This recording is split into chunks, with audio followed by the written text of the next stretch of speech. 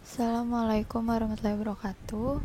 Pada kesempatan kali ini, kami dari kelompok 5 Mikrobiologi Pertanian akan mempresentasikan tentang pembuatan media, sterilisasi, dan kultivasi mikroba. Anggota kelompok kami ada Putri Reski, NIM 1141908, Rehan Andika Putra, NIM 1141912, saya sendiri Anissa Nur Paramita Dewi, NIM 1141926, ada Firzan Anandito Setiaji, NIM 1141931, Fanadisha Nurfaza Prastianti, NIM 1141935, Muhammad Ridwan, NIM 1141941, dan Maulana Muhammad Fauzan Fardurrahman, NIM 1141944. Mikroorganisme adalah seluruh makhluk hidup yang memiliki ukuran sangat kecil, yaitu beberapa mikron atau bahkan lebih kecil. Mikroorganisme terdiri dari bakteri, cendawan atau jamur tingkat rendah, ragi, ganggang, protozoa, dan juga virus. Mikroorganisme tersebut hanya dapat dilihat menggunakan alat bantu, yaitu berupa mikroskop elektron. Selain itu, mikroorganisme juga memiliki morfologi, struktur, dan sifat yang khas. Mikroorganisme tersebut dalam bentuk mikroba hidup bersamaan dengan manusia. Mikroba yang ada ini nyaris tidak memiliki warna dan kontras dengan air.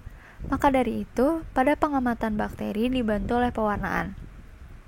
Metode pewarnaan sel bakteri merupakan salah satu langkah fundamental dalam penelitian dan pengamatan di bidang mikrobiologi ini. Selanjutnya adalah pembuatan media. Pembuatan media juga merupakan tahapan yang penting dalam mengembangbiakan mikroba.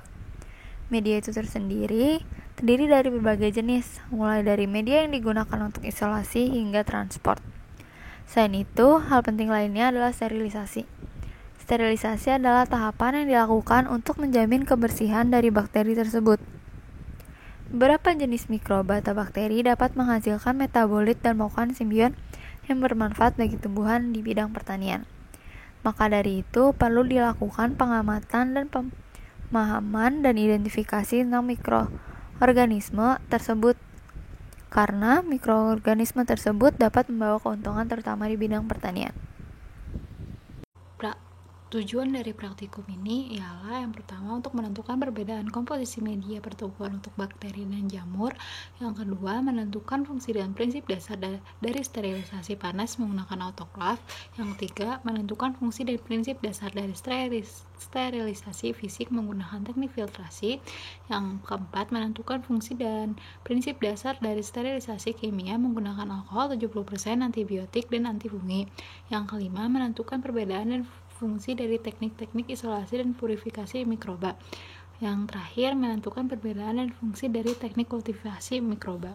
Hipotesis yang kelompok kami buat ialah yang pertama, bakteri dapat tumbuh dan berkembang baik pada media yang mengandung protein tinggi yaitu Na dan Nb, sedangkan jamur dapat berkembang baik pada media yang mengandung karbohidrat tinggi yaitu Pda.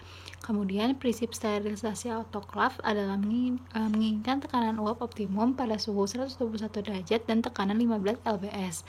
Kemudian sterilisasi fisik filtrasi menggunakan suatu saringan yang berpori sangat kecil sehingga mikroba dapat tertahan pada saringan.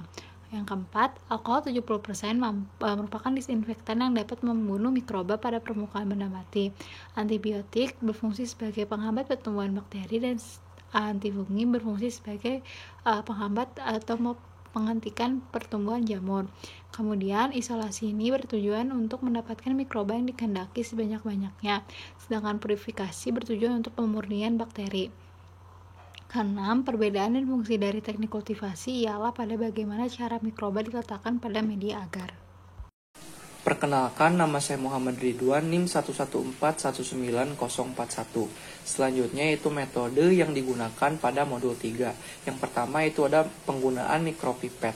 Yang kedua itu ada pembuatan medium yang terdiri atas medium nutrien agar, nutrien broth, potato destruct agar, dan glukosa dan yeast extract. Kemudian ada sterilisasi panas lembab dengan menggunakan alat yaitu autoklav dengan memanfaatkan tekanan uap. Kemudian ada sterilisasi fisik dengan menggunakan alat yaitu syringe filter. kemudian ada sterilisasi medium dengan alkohol 70% dan 96%, kemudian yaitu sterilisasi medium dengan antibiotik, kemudian sterilisasi medium dengan antifungi, dan kultivasi. Nah, kultivasi ini terdiri atas 3 metode. Yang pertama itu metode gesek, di mana kultur mikroba digoreskan kepada medium secara zigzag. Kemudian ada metode tusuk, di mana kultur mikroba ditusukkan secara tegak kepada media. Kemudian ada metode tanam, di mana kultur mikroba ditanam pada media. Selanjutnya itu ada hasil pengamatan. Nah, hasil pengamatan ini merupakan kompilasi satu angkatan dari kelompok genap dan kelompok ganjil. Nah, ini merupakan hasil pengamatan kelompok genap.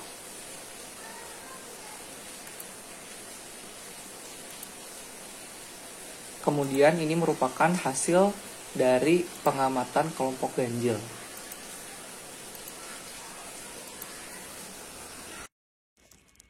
Nama saya Raihan Andika Putra, NIM 114-19012. Kali ini saya akan membahas tentang pembahasan 1 dan 2 mengenai medium dan juga medium apa saja yang digunakan pada modul kali ini. Yang pertama, medium merupakan pencampuran antara nutrisi dan juga zat makanan yang sangat penting dan dibutuhkan bagi pertumbuhan mikroorganisme. Selain sebagai sumber makanan dan juga nutrisi untuk membiarkan mikroorganisme, media ini juga umumnya digunakan sebagai tempat terjadinya isolasi dan inokulasi mikroba yang dibutuhkan dalam uji fisiologi atau biokimia mikroba. Yusmania dan kawan-kawan 2017.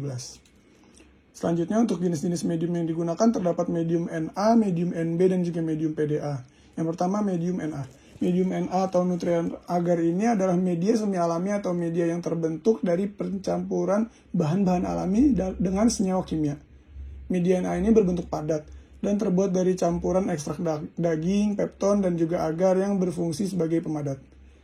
Media Na ini merupakan media yang paling umum digunakan untuk pertumbuhan bakteri serta digunakan untuk mengetahui morfologi dan karakteristik dari koloni bakteri. Selanjutnya ada media Nb atau nutrien broth, yaitu media dengan media cair yang biasa digunakan untuk pembenihan sebelum disebar ke media padat. Media cair ini berguna untuk isolasi mikroba, namun tidak dapat digunakan untuk mempelajari koloni kuman. Media Nb ini umumnya berfungsi sebagai media pengayakan dan pembiakan. Selanjutnya ada media PDA atau potato dextrose agar. Media ini merupakan contoh media padat yang umumnya digunakan untuk membiakan dan menumbuhkan serta mengidentifikasi jamur dan khomir. Dikarenakan pH yang rendah sekitar 4,5-5,6 sehingga dapat menghambat pertumbuhan bakteri yang membutuhkan lingkungan netral dengan pH 7 dengan suhu 25-30 derajat Celcius. Media PDA ini termasuk ke dalam media selektif yang menghambat pertumbuhan mikroba yang tidak diinginkan.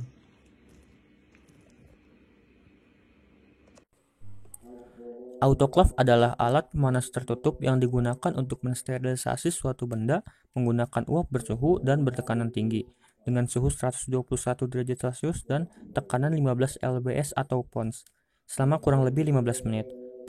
Penurunan tekanan pada autoklaf tidak dimaksudkan untuk membunuh mikroorganisme, melainkan meningkatkan suhu dalam autoklaf. Suhu yang tinggi inilah yang akan membunuh mikroorganisme. Autoklaf terutama ditujukan untuk membunuh endospora, yaitu sel resisten yang diproduksi oleh bakteri. Sel ini tahan terhadap pemanasan, kekeringan, dan antibiotik. Pada spesies yang sama, endospora dapat bertahan pada kondisi lingkungan yang dapat membunuh sel vegetatif bakteri tersebut. Endospora dapat dibunuh pada suhu 100 derajat Celcius yang merupakan titik didih air pada tekanan atmosfer normal. Pada suhu 121 derajat Celcius, endospora dapat dibunuh dalam waktu 4-5 menit, di mana sel vegetatif bakteri dapat dibunuh hanya dalam waktu 6-30 detik pada suhu 65 derajat Celcius menurut Laboratorium Dasar Terpadu 2019. Berdasarkan hasil pengamatan diperoleh pada praktikum ini, terlihat pada medium Nb yang berhasil disterilisasi, di mana medium Nb tersebut terlihat jernih. Sedangkan pada medium Nb yang tidak disterilisasi terlihat bahwa medium tersebut agak keruh atau tidak jernih. Sterilisasi dilakukan dengan filtrasi menggunakan membran nitroselulosa yang berdiameter 0,22 mikrometer. Menurut Tortora DKK 2017 dan Ramadhani 2012, hal ini dikarenakan ukuran ini dapat menjaring semua bakteri dan spora. Berdasarkan hasil pengamatan yang didapat pada praktikum ini diperoleh bahwa pada medium Nb yang telah disterilisasi dengan filtrasi memiliki warna yang lebih jernih daripada medium Nb yang tidak melalui tahap sterilisasi. Perbedaan warna tersebut terjadi karena pada medium NB yang tidak dilakukan filtrasi terkontaminasi oleh zat-zat luar sehingga menimbulkan warna yang tidak jernih. Hal ini sesuai dengan pernyataan menurut Padang 2018 yang mengatakan bahwa sterilisasi dengan cara filtrasi bertujuan untuk mengurangi mikroorganisme semua yang ada pada alat dan bahan yang akan digunakan dalam suatu praktikum guna menciptakan lingkungannya asli. Kemudian untuk pembahasan selanjutnya ialah terkait sterilisasi alkohol. Nah, berdasarkan hasil pengamatan sterilisasi alkohol pada 0%, 70%, dan 96% setelah 24 jam dan 48 jam, didapatkan hasil bahwa bagian medium dengan pemberian alkohol 70% memberikan hasil sterilisasi terbaik terlihat dari keadaan medium yang tetap jernih setelah dibiarkan selama 48 jam. Adapun pemberian alkohol 96% tampak mensterilkan medium namun di awal 24 jam pertama saja. Sedangkan ketika memasuki 24 jam ke atas hingga 48 jam, medium tampak kembali ditumbuhi oleh bakteri-bakteri. Lalu untuk bagian yang tidak diberikan alkohol, teramati bahwa aktivitas bakteri berkembang dengan sangat pesat. Hal ini sesuai dengan hasil penelitian Mubarak dan kawan-kawan 2018 berkaitan pada daya hambat alkohol konsentrasi 70%, di mana dinyatakan bahwa alkohol 70% dibandingkan alkohol 96% memberikan daya hambat yang baik terhadap pertumbuhan bakteri. Pemberian etanol dapat menyebabkan kelarutan protein dalam air menurun dan sedikit demi sedikit protein mengalami denaturasi, sehingga proses penting sel bakteri menjadi terhambat. Alkohol 70% merupakan alkohol yang efektif dalam membunuh bakteri karena terdapat kandungan air yang dimiliki di dalamnya lebih banyak dibandingkan alkohol 96%. Nah, kandungan air yang sedikit ini pada etanol 96% menyebabkan larutan lebih mudah menguap sehingga kurang efektif dalam membunuh mikroorganisme. Kemudian untuk penelitian terhadap bakteri Salmonella typhi di ekstrak buah bligo juga didapatkan hasil bahwa konsentrasi alkohol 70% memiliki daya hambat tertinggi untuk menghambat pertumbuhan bakteri. Kemudian untuk pembahasan selanjutnya ialah tentang sterilisasi dengan antibiotik dan antifungi. Berdasarkan hasil pengamatan dihasilkan pada medium Na yang diberi antibiotik selama 24 jam dan 48 jam tidak terdapat pertumbuhan bakteri Serratia marcescens, sedangkan untuk yang diberi antifungi itu pada 24 jam dan 48 jam itu terdapat pertumbuhan bakteri. Sebaliknya pada medium PDA yang diberikan antibiotik itu teramati adanya pertumbuhan jamur Aspergillus niger, sedangkan untuk yang diberi antifungi itu tidak teramati adanya pertumbuhan jamur. Hal ini tuh disesuaikan dengan penelitian Ifnawati 2012 yang menyatakan bahwa penambahan antibiotik itu dapat menghambat pertumbuhan bakteri dengan tujuan untuk menghindari kontaminasi. Maka dalam hal ini jamur serta ragi dapat tumbuh dalam medium seperti yang terjadi pada medium PDA yang diberikan antibiotik pada pengamatan. Kemudian untuk penambahan antifungi itu bertujuan untuk menghambat pertumbuhan fungi sendiri. Maka untuk bakteri itu dapat tetap tumbuh pada medium seperti yang terjadi pada medium Na ketika diberikan antifungi. Oke, selanjutnya saya akan menjelaskan mengenai isolasi bakteri. Nah, jadi isolasi bakteri itu adalah sebuah proses pemisahan satu jenis bakteri dengan bakteri lainnya. Nah, menurut Putri dan Kusdianti 2018, proses ini dilakukan dengan tujuan untuk mendapatkan biakan murni. Nah, berdasarkan hasil pengamatan, dapat dilihat bahwa isolasi dengan metode four-way streak dapat menghasilkan koloni tunggal setelah diinokulasi selama 48 jam. Menurut Bakal 2007, hal ini ditunjukkan dengan adanya bercak klaster pada ujung-ujung garisan inokulasi. Dengan metode sebar, koloni mikroba dapat diamati setelah 24 jam.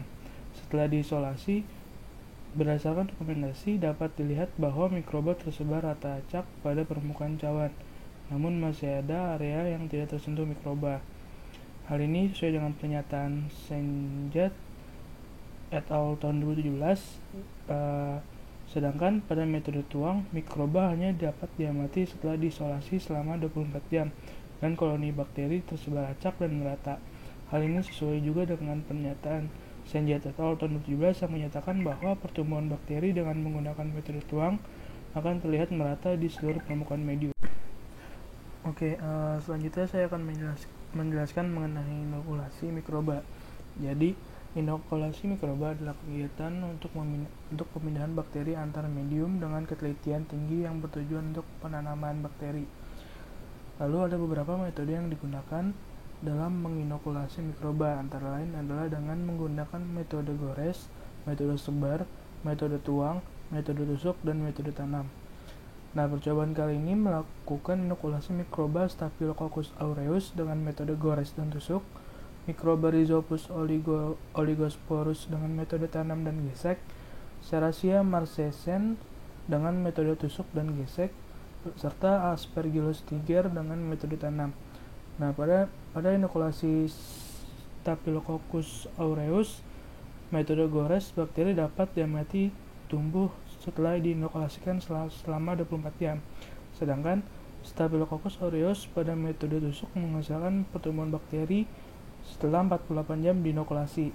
Lalu pada inokulasi Rhizopus oligosporus, baik secara gesek maupun tanam, pertumbuhan jamur dapat diamati setelah dilakukan inokulasi selama 24 jam. Nah, pertumbuhan jamur ini dapat dilihat berdasarkan klaster hitam memanjang yang merupakan hifa jamur tersebut. Pada inokulasi Serratia marcescens, didapatkan inokulasi bakteri tumbuh sesuai dengan lokasi tusukan 48 jam setelah diinokulasi. Pada inokulasi Aspergillus niger, baik menggunakan metode tanam maupun gesek, didapatkan bahwa koloni jamur tumbuh setelah dilakukan inokulasi selama 48 jam dan ditandai dengan adanya titik-titik hitam yang buram di permukaan cawan Petri. Sekian, terima kasih. Modul praktikum kali ini, yang pertama, medium Na dan Nb dilakukan untuk pertumbuhan bakteri, sedangkan medium PDA digunakan untuk pertumbuhan jamur. Yang kedua, prinsip sterilisasi autoklaf adalah menginginkan tekanan uap optimum pada suhu 121 derajat dan tekanan 15 lbs. Yang ketiga, metode sterilisasi filtrasi adalah teknik sterilisasi menggunakan saringan dengan pori yang berukuran 0,22 mikron dengan membran nitroselulosa. Prinsipnya ialah cairan akan disaring sehingga mikroba dapat tertahan pada saringan tersebut. Nah, sterilisasi ini digunakan untuk mensterilisasi bahan yang mudah terkena panas seperti larutan enzim antibiotik. Yang keempat, sterilisasi kimia dengan alkohol berfungsi untuk menghambat atau mematikan mikroorganisme agar tidak terjadi kontaminasi. Penambahan antifungi pada media berfungsi untuk memperhambat pertumbuhan jamur, sedangkan penambahan antibiotik berfungsi untuk memperhambat pertumbuhan bakteri. Yang kelima, isolasi bertujuan untuk mendapatkan mikroba yang dikehendaki sebanyak-banyaknya, sedangkan purifikasi bertujuan untuk pemurnian bakteri. Yang keenam, perbedaan teknik-teknik kultivasi mikroba terdapat pada cara bagaimana mikroba atau bakteri tersebut dipindahkan atau diletakkan ke dalam media agar. Berikut adalah daftar pustaka yang digunakan pada laporan kali ini.